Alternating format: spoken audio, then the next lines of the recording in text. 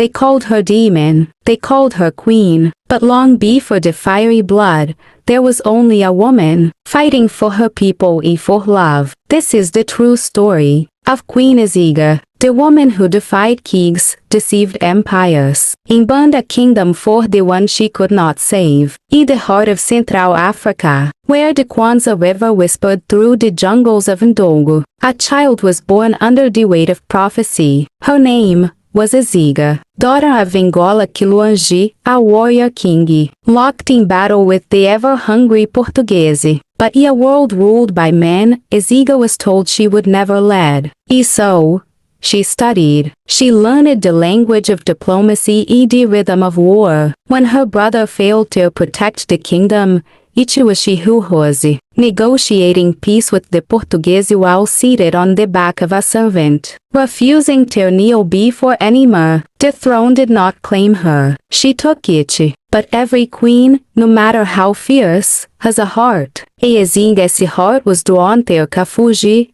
a ruthless Imbangala war chief, a man with blood on his hands and fire in his soul. To the court, he was a barbarian. To Nzinga, he was freedom. Against the wishes of her council, she made him her consort, her commander, her shadow. Together, they fought like twin storms, striking fear into the hearts of colonizers. But behind the victories, the empire began to fracture. The Portuguese returned with iron fury, hungering to enslave the land once more.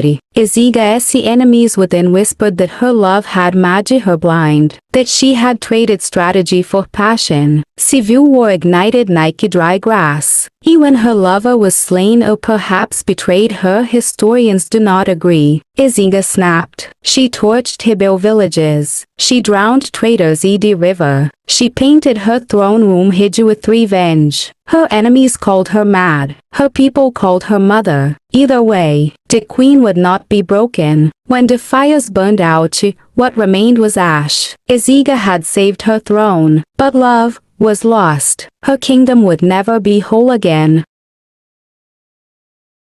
She ruled for decades, converting to Christianity for politics, outwitting the Portuguese in endless chess games of war and peace. But those who knew her well said she never smiled again.